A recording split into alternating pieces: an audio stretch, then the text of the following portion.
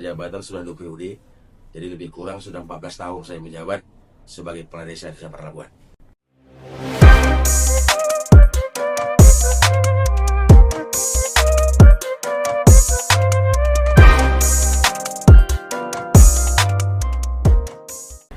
Selamat pagi semuanya, salam sejahtera untuk kita semua.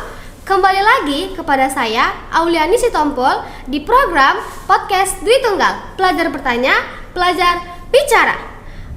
Bersama saya hingga 15 menit ke depan. Langsung dari kabin siar Podcast SMK Broadcasting Dwi Tunggal, Jalan Lintas Medan, Tanjung Morawa, kilometer 14,5, Deli Serdang, Sumatera Utara. Kali ini kami kedatangan narasumber penting dari Bandar Labuhan, yaitu Bapak Hajeman SH dan MH sebagai Kepala Desa Bandar Labuhan. Oke, selamat pagi Bapak. Pagi. Gimana kabarnya, sehat? Alhamdulillah sehat.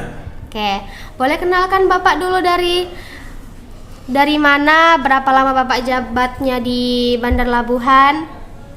Saya Kepala Desa Bandar Labuhan, masa jabatan sudah 2 periode, jadi lebih kurang sudah 14 tahun saya menjabat sebagai Kepala Desa Desa Paralabuhan. Bagaimana sih Pak kondisi pertama kali Bapak menjabat di Bandar Labuhan tuh? Jadi kondisi Bandar Labuhan itu pada waktu itu pada zamannya 2012 ya, pertama kali saya menjabatkan diri sebagai kepala desa. Tentu ketika niatannya menjadi kepala desa, tentu harus tahu apa yang harus dilakukan.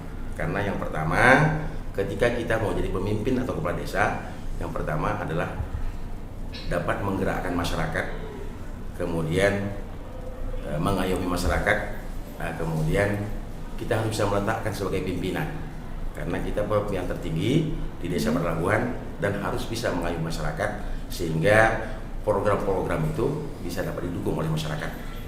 Jadi program yang paling jadi prioritas di Bandar Labuhan itu apa Pak? Karena di tahun 2012 dana desa itu belum lahir, belum ada. Ya. Jadi rasa kegotong royongannya harus dipupuk pada masyarakat sehingga dalam kegiatan-kegiatan desa itu bisa dibantu oleh masyarakat sehingga kita dapat melakukan hal-hal yang positif di tengah-tengah masyarakat. Bapak kan 2012 kan mau mencalonkan jadi kepala desa. Kalau boleh tahu nih, kasih bocoran dikit, apa sih visi misi Bapak supaya jadi kepala desa? Visi misi saya menjadi kepala desa adalah dengan bangun desa benah dusun, kita tingkatkan perekonomian masyarakat yang sejahtera dan religius. Karena tanpa visi misi desa sulit untuk bergerak. Karena kita visi misi itu adalah panduan untuk bagaimana caranya desa itu harus maju. Kemudian masyarakatnya harus sejahtera.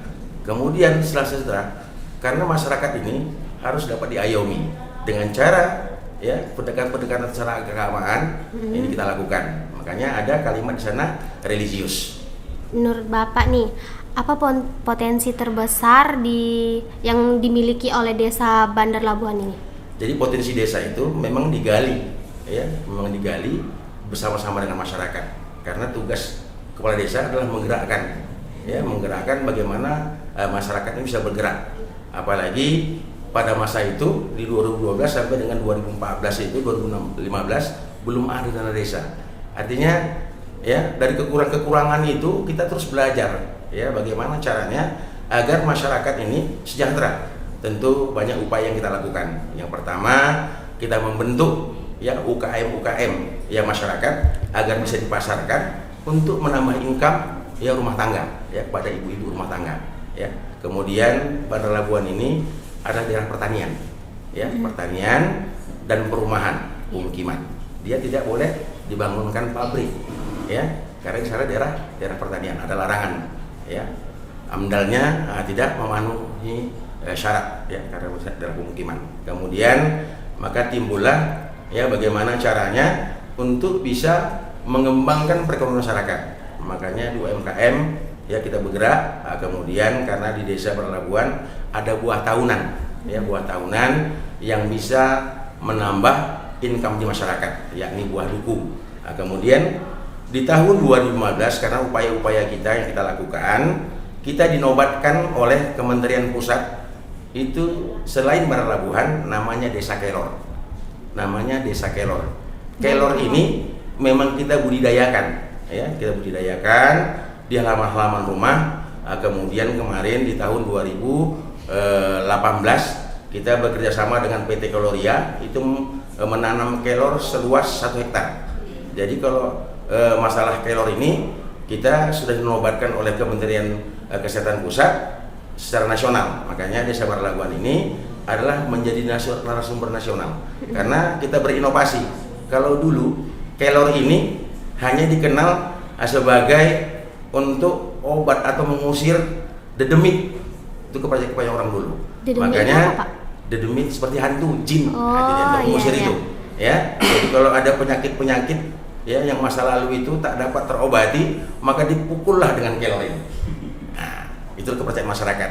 Nah, tapi kami berinovasi, ya, bagaimana caranya agar bisa dirubah menjadi panganan-panganan yang menyehatkan. Karena di kelor dia mengandung banyak nutrisi, ya, bisa membantu ya perkembangan tubuh anak maupun manusia, ya, terutama misalkan anak kurang gizi. Karena memang ini terjadi di 2015 itu ada masyarakat Desa Marlabuan, ya, balita yang terkena gizi buruk. Nah, makanya kebetulan saya sekolahnya ya STM Kimia, kemudian istri juga guru. Jadi kami berkolaborasi bagaimana caranya agar anak tadi yang kurang gizi bisa mengkonsumsi kelor. Makanya kita upayakanlah yang merebus kelor, ya, kemudian sopnya sop kelor. Alhamdulillah ya setengah bulan pulih, ya, pulih. Anak tersebut pulih dengan kelor ini karena dia kaya protein dan nutrisi. Nah, kemudian tak diragukan lah. Makanya kalau anak atau ibu-ibu yang melahirkan ya, yang kadang-kadang kurang asinya, kalau Dan dulu kelor. kepercayaan orang hanya minum air nira atau daun katu. Daun kelor ini dapat membantu menambah ASI bagi ibu-ibu yang baru melahirkan. Itu daun kelornya ditumbuk atau dimakan gitu aja? Jadi kelor ini ada yang dikeringkan untuk jadi teh, Ya. ada juga yang dibuat diproduksi jadi tepung. Kemudian kita juga mengolah panganan itu dari makanan-makanan kering dan basah. Jadi ketika ada event di desa, kecamatan, provinsi maupun nasional, kita tetap diikutkan. Ya, di UMKM kita ini diikutkan. Kemarin 2 tahun yang lalu itu ada acara besar BUMDes ya nasional, itu dibuat di Pulau Bintan. Nah, kita diundang oleh Bapak Menteri Desa untuk bisa membawa kelor kita. Karena kelor ini memang Sumatera Utara satu-satunya ya yang dinobatkan oleh Menteri Kesehatan Pusat itu ya Desa Marlabuan. Jadi selain Marlabuan, nama desanya bisa juga disebut Desa Kelor. Dan kelor ini selain dibuat jadi berfungsi untuk anak bayi, untuk sup-sup ibu hamil, ini daun kelornya diproduksi gimana lagi tuh, Pak? Artinya kalau kita sekarang semua kita lakukan karena memang ini sudah dibudidayakan. Jadi kalau adik-adik mau datang ke Marlabuan, nanti mau diperanakan kelor, itu memang sudah ada tempatnya kita buat. Apalagi di rumah saya sebagai kepala desa, emang kelor itu sudah tumbuh, kita budidayakan. Ini supaya ini bisa tertular kepada masyarakat yang akan datang karena kaya akan protein. Boleh lah Pak, nanti minta alamatnya siapa tahu bisa dapat gratis sama dukunya. Ya, siap. Ya. Oke. Bagaimana upaya pemerintah desa untuk meningkatkan kesejahteraan masyarakat di Bandar Labuan, Pak? Banyak pola dan cara yang kita lakukan karena daerah kita daerah pertanian. Maka di ketahanan pangan ya pada waktu itu kita support ya kepada masyarakat yang bertani, kita buatlah kelompok-kelompok tani. Kita membantu bibit sayur-sayuran, kemudian pupuknya juga dibantu oleh pemerintah desa ya untuk bisa dirasakan oleh para kelompok tani. Ada nggak Pak perubahan dan kemajuan di desa Bandar Labuan tuh? Ya, nampak signifikan karena dulu desa kita ini desa tertinggal di 2012. Ya, yang sekarang kita sudah masuk desa mandiri. Jadi sekarang kita sudah 3 tahun itu desa maju. Ya, desa maju. Desa Bandar Labuan adalah desa maju. Tertinggal. Kan dia tertinggal nih 2012. Cara dia maju tuh kayak mana? Dengan produksi dukuni atau gara-gara kelor atau ada hal lain? Artinya kita mengajak semua lini masyarakat dan tokoh masyarakat lembaga desa untuk bergerak. Karena minimnya bantuan pembangunan di desa, makanya kita memamparkan dengan cara gotong royong. Ya, semangat masyarakat itu memang kita kobarkan dan kita gerakkan sehingga masyarakat bersemangat. Sebab sepintar apapun pemimpin, sepintar apapun kepala desa, ketika programnya tidak didukung oleh masyarakat, tentu hasilnya nol. Semua harus kerjasama dengan masyarakat. Berarti semua peran penting lah, penting, sangat penting, supaya desa ini lebih maju lagi gitu. Karena kan tadi saya bilang penting nih, peran masyarakat seberapa penting sih Pak dalam pembangunan Bandar Labuhan nih? Ikut andilnya masyarakat itu berpartisipasi. Misalkan di tahun 2012 saya membangun bedah rumah yang tak layak huni, yang bantuan dari pemerintah Kabupaten Serdang itu hanya 5,5 juta, hanya 5,5 juta bentuk bahan, tapi kita bisa buatkan dengan cara gotong royong GDSM pada masa itu sesuai dengan visi misi Bapak Bupati, Bapak Amri Tambunan almarhum, ini bisa kita jalankan. Kita bisa membangun 4 rumah. Oh bagus. Jadi ada nggak rencananya tahun depan buat itu lagi? Jadi sampai sekarang saya Labuhan alhamdulillah tetap eksis membangun bedah rumah, karena kita di 2017 kita membuatkan rumah swadaya kepada masyarakat. Ini semuanya masyarakat digerakkan, digerakkan bergotong royong. Bagi para masyarakat yang punya rezeki lebih, dia akan memberikan bantuan untuk bisa memberikan rumah kepada masyarakat yang tidak mampu. Jadi dari 2017 sampai saat sekarang ini kita sudah bangunkan rumah swadaya sebanyak 10 rumah. Oh banyak. Bagaimana cara pemerintah desa menampung aspirasi dan keluhan warga? Untuk menampung aspirasi, karena adanya lembaga BPD, artinya keluhan masyarakat itu bisa dimusyawarahkan lewat kepala dusun dan lembaga desa BPD, Badan Permusyawaratan Desa. Ada nggak Pak tantangan terbesar Bapak saat Bapak jadi kepala desa menghadapi Bandar Labuhan nih? Sebenarnya kebetulan saya lahir dan besar sampai tua di Bandar Labuhan, artinya saya mengetahui watak watak masyarakat itu seperti apa. Artinya kendala-kendala itu alhamdulillah dapat kita musyawarahkan dan terselesaikan. Karena niatan kita menjadi kepala desa adalah membangun desa. Tadi kan kita udah membahas tentang tumbuhan yang dihasilkan oleh Bandar Labuhan, bangunannya. Sekarang coba kita alihkan dikit ya Pak. Bagaimana sih Pak kondisi pendidikan di Bandar Labuhan? Yang saat sekarang ini alhamdulillah, karena tempat-tempat pendidikan di Desa Bandar Labuhan hampir di setiap dusun ada. Ya kebetulan kita mayoritasnya Islam di sana. Jadi taman-taman pendidikan Islam itu tersebar. Baik pribadi, berbentuk yayasan, pesantren, sana ada semua. Lengkap kalau untuk pendidikan. Itu kan lengkap nih Pak. Desa gimana sih cara ngedukung generasi muda di Bandar Labuhan tuh Pak? Jadi kita membentuk karakter masyarakat itu lewat Karang Taruna.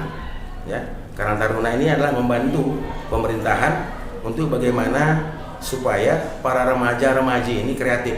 Di samping Karang Taruna juga ada remaja masjid, itu terus kita lakukan pembinaan sehingga para remaja tersebut mereka positif dalam arti kata, karena kita memberikan pelatihan kepada para pemuda-pemudi. Kemudian perlu diketahui bahwasanya kita masuk desa bersinar, anti narkoba. Jadi ini kita juga anti narkoba ini eksis sampai sekarang. Bahkan ketika kegiatan nasional kita mewakili desa Bandar Labuhan, kepala desa itu mewakili seluruh Indonesia. Yang kemarin kita berangkat ke Ponggok. Di mana itu Pak? Ponggok itu di Klaten, Jawa Tengah. Itu desa BUMDes terbaik secara nasional. Tadi kan Bapak bilang kan ada Karang Taruna nih. Itu dia untuk laki-laki atau campur dengan perempuan? Karang Taruna ini sama seperti remaja masjid. Ada perempuan, ada laki-laki. Karena yang masuk di Karang Taruna itu usianya 42 tahun ke bawah. Berarti campur lah ya Pak? Ya. Baik sahabat Duita, nanti kita lanjut lagi bincang santai bersama Bapak Kepala Desa Hajeman SHMH. Kita break sejenak, jangan kemana-mana, tetap bersama saya si Imut Auliani Florites Tompul. Bye-bye.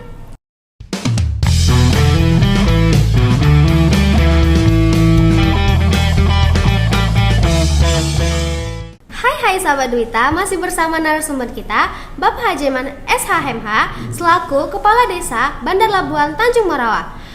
Dan bersama saya juga si Imut dan si cantik ini. Oke Bapak, kita lanjut saja pertanyaan yang tadi yang tertunda itu karena kita lagi istirahat tadi. Oke. Bagaimana sih Pak upaya pelestarian budaya dan kearifan lokal di Desa Bandar Labuhan? Untuk kearifan lokal pemerintah desa, karena banyaknya seni budaya, karena memang di Bandar Labuhan itu terkenal dengan suku Melayunya, maka kita bukakan wadah untuk budaya, tari-tarian dan pencaksilat ya Bandar Labuhan. Ini juga ketika ada kegiatan dari kabupaten tetap kita tampilkan. Itu tampil udah di mana aja Pak? Jadi tampilnya sudah di kabupaten juga sudah tampil, sedang kemudian ketika ada penyambutan tamu kita tampilkan, karena memang ya 2 tahun yang lalu saya juga berkaitan dengan rumah kelor ya, kelor ini saya bukakan itu seperti tempat penampungan kelor, kita bukakan rumah kelor yang langsung diresmikan oleh Pak Bupati Kabupaten Serdang. Berarti ini bebas nih siapa aja yang masuk? Silakan. Saya boleh lah, siapa tahu nanti bisa bawa ke rumah, kan mama senang. Oke, apa perangkat desa dalam membantu jalannya pemerintahan desa Bandar Labuhan nih Pak? Jadi perangkat desa ini kan yang dikatakan perangkat desa adalah staf desa. Ya, staf desa, di situ ada KU keuangan, ada sekdes, KU pemerintahan dan KU pembangunan. Kemudian ditambah dengan kepala-kepala dusun. Jadi tentu saya menggerakkan bersama-sama dengan perangkat desa ketika apa yang menjadi program untuk bisa disampaikan kepada masyarakat sehingga masyarakat paham dan tahu apa yang mau kita lakukan. Karena yang jelas di setiap bulan itu kita lakukan gotong royong. Kalau saat sekarang ini Jumat bersih ya, untuk memadukan antara pemerintah desa, lembaga desa dan masyarakat. Tadi kan kita udah bahas daun kelor aja nih Pak. Coba saya mau naik dikit nih. Buah duku dikenal sejak kapan di Bandar Labuhan Pak? Jadi memang buah duku ini dikenal di Bandar Labuhan sejak tahun 70-an. Ya, pada masa itu masih mengandalkan tanaman itu tumbuh sendiri yang dibawa oleh kelelawar. Tapi di kelelawar. Kelelawar enggak? Tahu, tapi gimana caranya? Jadi dia makan buah duku, ya bijinya jatuh. Karena tanah kita tanah subur, jadi tumbuh. Ya, maka di tahun 80-an seingat saya mulailah para orang-orang tua itu membibitkan pohon duku. Jadi yang sekarang ini kalau dihitungkan tahun 80 ya, berarti sudah berusia berapa itu? 40-an. 40 tahun lah. Ya, sudah 40 tahun. Makanya sekarang buahnya itu sangat luar biasa. Makanya Desa Bandar Labuhan ini penghasil duku yang manis, ya, manis. Berarti kan kemarin tuh musim duku kan? Berarti itu dari Bandar Labuhan semua. Oh, tak kirain dari luar-luar. Tandanya kalau Bandar Labuhan dukunya manis. Iya, memang manis. Banyak juga pohon-pohon duku di luar Kecamatan Tanjung Morawa, ya. Nah, tapi mungkin rasanya berbeda. Insya Allah yang punya kita rasanya manis. Boleh dicoba. Boleh dicoba. Berarti keistimewaan dari Bandar Labuhan ini apa Pak dibanding dengan daerah lain? Yang pertama kita penghasil duku itu buah tahunan. Nah, kemudian kita juga punya yang namanya TPS 3R. Apa itu, pengelolaan sampah. Ya, jadi untuk daur ulang. Makanya sekarang kita mempersiapkan dengan pemerintah kecamatan kabupaten untuk menjadikan desa ini ya desa bersih daripada sampah. Ada nggak Pak dukungan dari pemerintah untuk petani duku di Bandar Labuhan? Sebenarnya ya melalui desa, karena adanya dana desa, ya kita ketika di tahun 2016 sampai dengan tahun 2024 itu kita membagikan 2025 kita membagikan pupuk yang untuk masyarakat agar tumbuh-tumbuhan dan pertanian itu ya berbuah, kemudian hasilnya baik. Artinya peran desa lah, ya peran desa. Kalau boleh tahu nih Pak, ini kan Bapak bilang kan dukunya manis-manis. Itu karena ada pemupukan nih. Bolehlah dibocorkan dikit aja. Pupuknya ini dari mana Bapak olah? Pupuk ini ada pupuk organik. Karena kita kan ada TPS 3R. Kita mengelola pupuk organik. Iya, ya, sampah itu digiling. Oh, ya, iya. kemudian ada yang dipilah-pilah ya bagi masyarakat untuk menambah ekonomi masyarakat rumah tangga. Maka kita bentuklah KSM itu ya untuk bisa menampung persampahan yang ada di Bandar Labuan, yaitu TPS 3R. Saat musim panen duku nih, bagaimana dampaknya bagi perekonomian masyarakat desa Bandar Labuhan? Ketika musim duku tentu income masyarakat itu bertambah ya, karena banyaknya pengunjung yang hadir ke Bandar Labuhan untuk membeli duku. Nah, jadi perekonomian masyarakat itu meningkat. Berarti itu hampir semua rumah bisa menjual duku itu. Ya, karena memang tanaman duku ini sudah membudaya di Bandar Labuhan. Iya. Makanya kalau panen raya bisa sampai ribuan ton keluar dari Bandar Labuhan. Mantap. Apa Bandar Labuhan pernah nggak sih Pak ikut promosi di luar daerah atau event tertentu gitu? Ya, di tahun 2013 kita ikut lomba desa ya di administrasi. Pada waktu itu kita juara Sumatera Utara. Kemudian di tahun 2018 kita mengikuti lomba lagi, yaitu UP2K PKK. Apa itu Pak? Usaha masyarakat, meningkatkan UMKM. Jadi kita juara 1 Sumatera Utara di 2018. Nanti itu kan 2018. Ada nggak event-event lainnya nanti di tahun ini?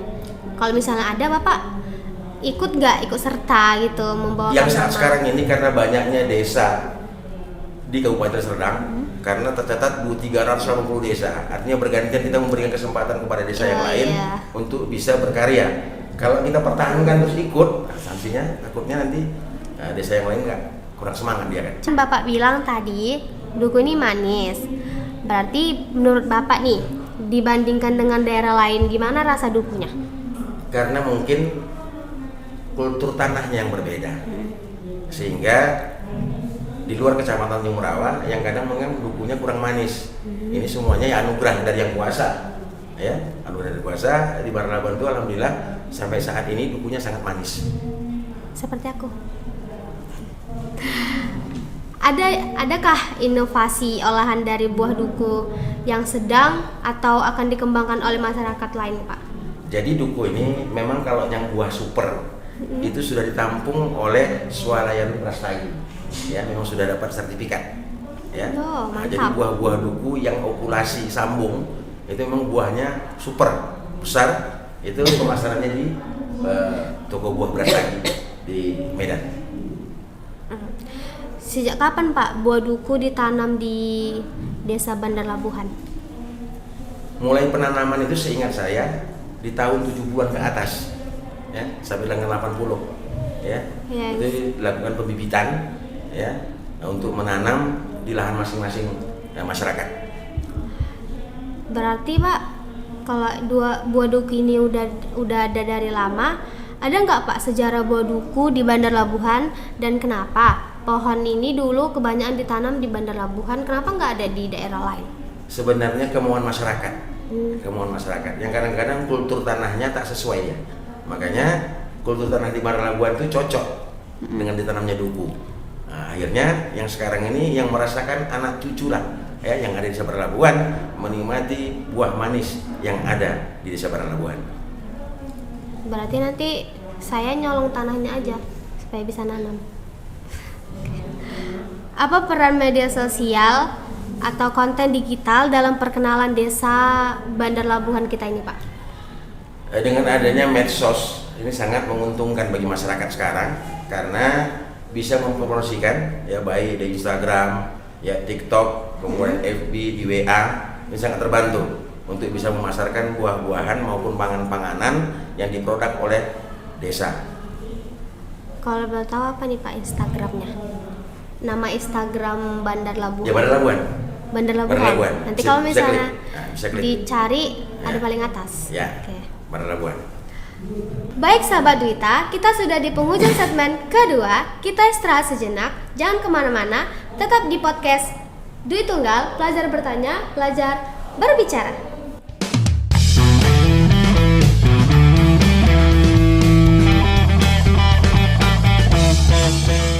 Sahabat Dwita, masih bersama saya Auliani Florenta Sitompul, si Imut, dan bersama Bapak Ganteng, Bapak Kepala Desa Bandar Labuhan, Hajeman. Menurut Bapak nih, apa arti kepemimpinan di tingkat desa? Makna kepemimpinan di tingkat desa itu adalah karena kita sebagai pemimpin harus menguasai apa yang harus kita pimpin. Karena memimpin masyarakat itu berbeda dengan pendidikan di sekolah. Makanya ketika menjadi kepala desa harus bisa mengayomi masyarakat. Ketika pemimpin tidak bisa mengayomi masyarakat, maka ini akan tidak terjadi hubungan yang harmonis. Tapi ketika memimpin bisa mengayomi masyarakat, ya mudah-mudahan bisa dapat melakukan hal yang terbaik di masyarakat. Bapak dengan masyarakat Bandar Labuhan akrab nggak? Insya Allah akrab. Kalau akrab, kasih dong Pak sedikit pesan untuk masyarakat agar bersama-sama membangun desa ini jauh lebih baik lagi. Yang jelas ketika adanya kegiatan masyarakat, misalkan di hari-hari besar Islam, kemudian tentu di hari-hari yang biasa dengan masyarakat, ya misalkan perwiritan, ya kemudian ada kemalangan, kematian, ya kita ya harus hadirlah di sana di tengah masyarakat agar terayomi. Tuh dengar tuh, kan Bapak tadi udah ngasih pesan nih untuk masyarakat di Desa Bandar Labuhan. Coba kasih Pak sedikit harapan Bapak untuk Bandar Labuhan dalam 5 dan 10 tahun ke depan. Apa gitu harapan Bapak? Jadi harapan saya untuk masyarakat 5 tahun ke depan ini harus bisa meningkatkan sebuah perekonomian, kemudian adaptasi dengan perkembangan zaman. Ini harus terus terikuti, terupdate sehingga kita tidak ketinggalan ya dengan apa yang dilakukan oleh pemerintah. Ini harus nyambung dia ya. Baik program-program Kabupaten Serdang ya, kita harus dukung visi misi Pak Bupati sehingga dapat tersinkronisasi ya, pembangunan ini semakin baik dan semakin bagus ke depannya. Ada harapan ke depannya agar Duku Bandar Labuhan bisa jadi ikon atau produk unggulan Pak? Yang pasti ketika masyarakat dapat merawat tumbuhan tersebut ya, dengan bagaimana caranya agar Duku ini dapat dipertahankan, karena memang dengan tingkat pertumbuhan masyarakat ini yang kadang-kadang bisa merusak. Ya bisa merusak, bukan arti kata misalkan ya ada seseorang yang punya pohon duku tapi karena anaknya sudah berumah tangga harus buat rumah, maka akan dikorbankan ya pohon duku tersebut. Makanya sebenarnya pohon duku itu ya tumbuh baiknya itu dia dihutankan. Ya dihutankan. Maka rata-rata pohon duku kalau di depan rumah kebanyakan persentasenya dia mati. Nah, karena pohon duku ini sensitif. Ya sensitif dengan cuaca. Misalkan panas saja pun itu bisa gagal panen, kemudian ketika dia hujan saja juga bisa gagal panen. Apalagi kalau panas tiba-tiba hujan, duku akan rusak, pecah. Anjir. Oke. Berarti ikon dan produk unggulan Bandar Desa ini dukunya harus disatukan gitu kayak hutan, nah gitu. Oke. Ada nggak Pak pesan dari Bapak untuk generasi muda yang mau ikut melestarikan dan mengembangkan komoditas duku di Desa Bandar Labuhan kita ini? Sebenarnya yang saat sekarang ini kan sudah banyak tumbuh-tumbuhan yang bisa dibudidayakan.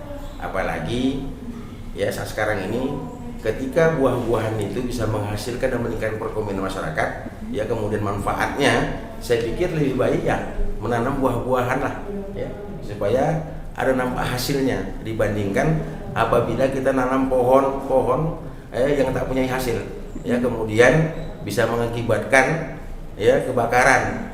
Misalkan pohon-pohon yang sekarang ini di pinggir-pinggir jalan ya, apalagi sekarang kita sudah menggunakan tegangan tinggi ya, tegangan tinggi itu sangat sensitif ya ketika mengenai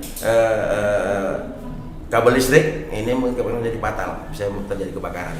Dengar tuh, harus ikut berpartisipasi biar duku ini makin besar, makin lebar. Saya tukang makan aja. Oke sahabat Duita, sampailah kita pada akhir bincang santai kali ini. Terima kasih untuk Bapak Haji Eman SHMH sudah mau membagi cerita sedikit tentang Bandar Labuhan dan duku dan daun kelornya. Saya, Auliani Florentias Tompul, si Imut, pamit undur diri. Bye-bye.